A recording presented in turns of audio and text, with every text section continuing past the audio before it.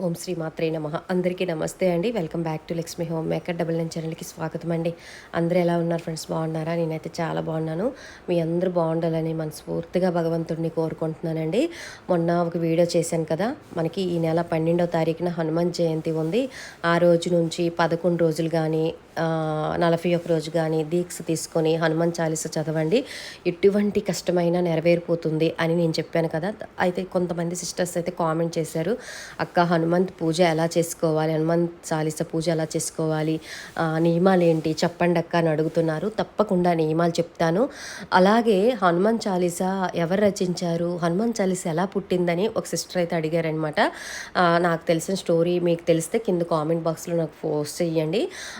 నాకు తెలిసిన స్టోరీ అసలు తులసిదాస్ గారు ఏ సమయంలో ఈ హనుమాన్ చాలీస రచించారనేది నాకు తెలిసిన స్టోరీ మీతో షేర్ చేసుకుంటున్నాను అనమాట. ఓకేనా? ఎవరికైనా తెలిస్తే కింద కామెంట్ బాక్స్లో నాకు పోస్ట్ చేయండి. అయితే ఒకప్పుడు తులసిదాస్ గారు కాశీలో ఒక చెట్టు కింద కూర్చొని ధ్యానం చేస్తూ ఉంటారనమాట. ధ్యానం చేస్తూ ఉంటే అక్కడికి, కాశీ అంటేనే మనకి శవాలు వస్తూ ఉంటాయి హరిశ్చంద్ర ఘాట్కి, అక్కడికి ఒక శవం వచ్చిందనమాట. శవం వెనుక ఒక ఆమె ఏడ్చుకుంటూ వస్తుందనమాట. ఆమెకి పెళ్ళయి ఒక 3 రోజులు కూడా కాలేదు. ఆమె భర్త చనిపోతాడనమాట. చనిపోతే తులసిదాస్ దగ్గరికి వచ్చి, అతను చాలా శక్తివంతమైన గురువు అని ఒక గురువుగా అక్కడ ఉండే వాళ్ళందరూ భావించేవాళ్ళు అనమాట. తులసిదాస్ దగ్గరికి వచ్చి కాళ్ళ దగ్గర మొక్కుతుంది అనమాట, కాళ్ళకి మొక్కుతుంది. తులసిదాస్ గారు ఆమెకి దీర్ఘ సుమంగిలి భవ అని దీవిస్తారు. దీర్ఘ సుమంగిలి భవ అని దీవించేసరికి అక్కడ ఉన్న వాళ్ళందరూ నవ్వుతారు.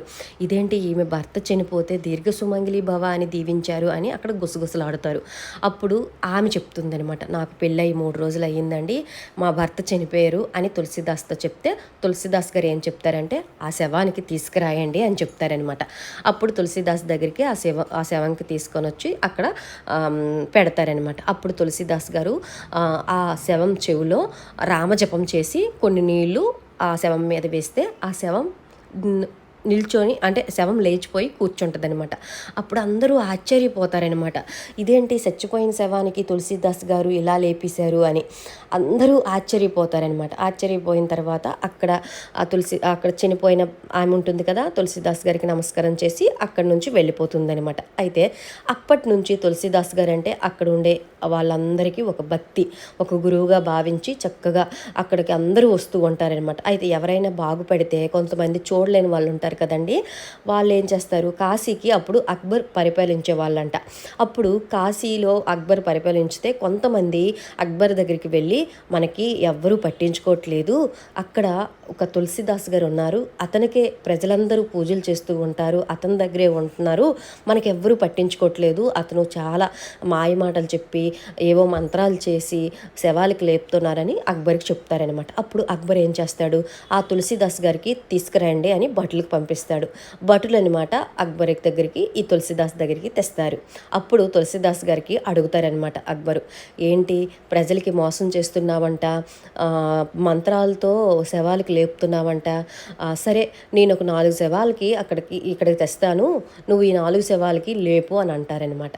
అప్పుడు తులసిదాస్ గారు అంటారు, నాకేం తెలియదు, నా నోటంట ఆ రాముల వారే ఆమెకి దీర్ఘ సుమంగిలి భవ అని దీవించారు, నేను చెవిలో ఒక మంత్రం చెప్పాను, అతను లేచి కూర్చున్నారు, ఎవరమైనా సరే మన కర్మఫలాలు ఉన్నంత వరకు మనకి బాధలు తప్పవు, అవి కర్మ అయిపోయిన తర్వాత అందరము చనిపోవలసిందే అని అక్బర్కి చెప్తారనమాట. నువ్వు ఇలాంటి మాయ మాటలు మరి అప్పుడు చవంకి ఎందుకు లేపావు, ఇక్కడెందుకు లేపలేకపోతున్నావు అని అడిగితే, అదంతా రాముల వారు నా నోటంట పలికించారు కాబట్టి అతను లేచి కూర్చున్నారు, నాకేం తెలుసు, నాకేం తెలియదు, అతన్ని కాలం అయిపోయింది, వాళ్ళు చనిపోయారు, నేను ఎలా లేపుతాను అని చెప్తాడనమాట అక్బర్కి తులసిదాస్ గారు. అప్పుడు ఇలా కాదు, ఇతనికి జైల్లో పెట్టి కొరడ దెబ్బలు కొట్టండి అని అక్బర్ అనమాట తులసిదాస్ గారికి భటులకు చెప్తారనమాట, తులసిదాస్ గారికి జైల్లో పెట్టండి అని. అప్పుడు తులసిదాస్ గారికి జైల్లో పెట్టగానే కొన్ని వేల కోతులు ఆ అక్బరు రాజ్యాన్ని ముట్టేస్తాయి అనమాట. మొత్తం నాశనం చేసేస్తాయి కొన్ని వేల కోతులు. అప్పుడు అక్బర్కి తెలిసి వస్తుంది అనమాట, అయ్యో ఇతను చాలా శక్తివంతమైనడు అని. అక్బర్ ఏం చేస్తారు, క్షమించమని చెప్తాడనమాట. అంటే కాలు మీద పడి నన్ను క్షమించు అని అక్బర్ అనమాట తులసిదాస్ గారు కాలు మీద పడతారు. అప్పుడు అక్బర్ ఆస్థానంలో తులసిదాస్ గారికి ఆంజనేయ స్వామి కనిపిస్తాడనమాట. కనిపించేటప్పుడు అప్పుడు తులసీదాస్ గారు ఈ హనుమాన్ చాలీసా అనేది చదువుతారనమాట. అప్పుడే అతను కనిపించగానే హనుమాన్ చాలీసా అతని నోటంట 40 శ్లోకాలు, చాలీసా అంటే 40 అనమాట, 40 శ్లోకాలు అలాగా చదివిస్తూ ఉంటారనమాట. అతను అప్పుడే కనిపిస్తారనమాట ఆంజనేయ స్వామి కనిపించగానే రాముల కోసం అన్నీ చదువుతుంటారనమాట. ఆంజనేయ స్వామి చాలీసా, హనుమాన్ చాలీసా. అప్పుడు హనుమంతుడు అనమాట పార్వతీ పరమేశ్వరుల సాక్షిగా ఈ హనుమాన్ చాలీసా ఎవరైతే చదువుతారో వాళ్ళకి ఎటువంటి కోరిక అనేది నేను నెరవేరుస్తాను అని అప్పుడు అభయం ఇస్తాడనమాట. అప్పుడు ఆ సమయంలో మనకి తులసిదాస్ గారు రచించారనమాట. ఓకేనా, ఇది స్టోరీ అండి. అలా పుట్టిందనమాట హనుమాన్ చాలీసా. చాలా శక్తివంతమైన చాలీసా అండి. ఈ చాలీసా 40 శ్లోకాలు ఉంటాయి.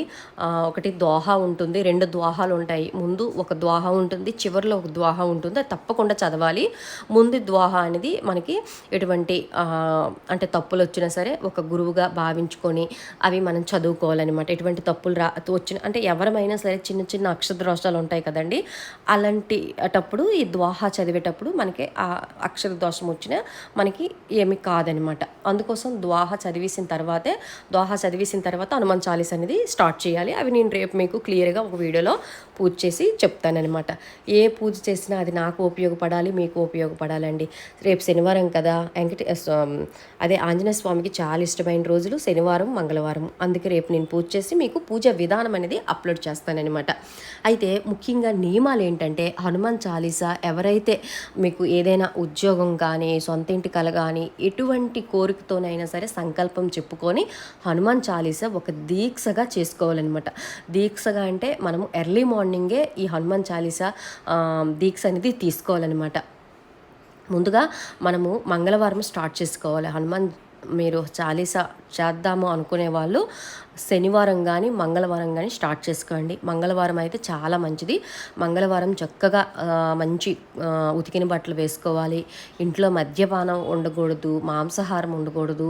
అలాగే ఎల్లుల్లి అస్సలు యూజ్ చేయకూడదు. 11 రోజులు కానీ 41 రోజు కానీ యూజ్ చేయకూడదు. చక్కగా దీక్షగా చెయ్యాలి. అలాగే నేల మీదే పడుకోవాలన్నమాట.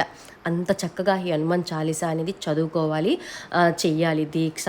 అయితే హనుమాన్ చాలీసా చదివేటప్పుడు మాత్రం ఖచ్చితంగా గణేషునికి ముందుగా మనము ఎటువంటి విఘ్నాలు కలగకుండా, ఇది 11 రోజులు కానీ 41 రోజు కానీ ఎటువంటి విఘ్నాలు కలగకుండా చూడనైనా అని మనం ఫస్ట్ గణేషుని పూజించిన తరువాత ఆయన ఆ రాముల వారిని పూజించాలి. ఫస్ట్ రాముల వారిని తలుచుకోవాలి. రాముల వారికి ఎవరైతే శ్రీరామ అని తనుస్తారో అక్కడ హనుమంతుడు వచ్చి కూర్చున్నాడు అనమాట. అందుకే ఫస్ట్ రాముల వారి తనుసుకోండి, రాముల వారి ధ్యానం చేసుకోండి, అష్టోత్తరాలు చదువుకోండి. ఆ తర్వాత అష్టోత్తరాలు చదివిన తర్వాత హనుమాన్ చాలీసా స్టార్ట్ చేసుకోండి ఫ్రెండ్స్. ఓకేనా, హనుమాన్ చాలీసా 11 రోజులు దీక్ష చెయ్యండి. అందుకే నేను చెప్తున్నాను, ఈ నెల 12వ తారీఖు మంగళవారంతో కలిసి వస్తుందండి. ఈ మంగళవారం మీరు చక్కగా జయంతి రోజే ఎర్లీ మార్నింగ్ లేచి, ఆ రోజు ఎర్లీ మార్నింగ్ లేచి స్వామివారం పటం పెట్టుకొని చక్కగా హనుమాన్ జయంతి రోజే మీరు సంకల్పం చెప్పుకొని హనుమాన్ పూజ అయితే చేసుకోండి. రేపు తప్పకుండా నేను మీ అందరికీ తెలియజేస్తానన్నమాట. హనుమాన్ జయంతి రోజు పూజ విధానం ఎలా చేసుకోవాలి అనేది 2 రోజుల ముందే మీకు చెప్తాను. ఓకేనా, ఇదండి హనుమాన్ చాలీసా ఎలా పుట్టింది అనేది. మీకు నచ్చితే లైక్ చేసి షేర్ చేయండి. ఎవరికైనా ఈ కథ అంటే ఈ కథ తెలిసినట్టుగా అయితే కింద కామెంట్ బాక్స్లో నాకు పోస్ట్ చేయండి. నాకు తెలిసిన స్టోరీ మీతో షేర్ చేసుకున్నాను. ఇంకేదైనా స్టోరీ ఉంటే కింద కామెంట్ బాక్స్లో నాకు పోస్ట్ చేయండి. చాలామంది పెద్దలు కూడా నా వీడియో చేస్తూ ఉంటారు. ఏదైనా తప్పు ఉంటే నన్ను క్షమించండి ఫ్రెండ్స్. ఓకేనా, అదే అండి. సర్వేజన సుఖనో భవంతు. ఓం శ్రీ మాత్రే నమః.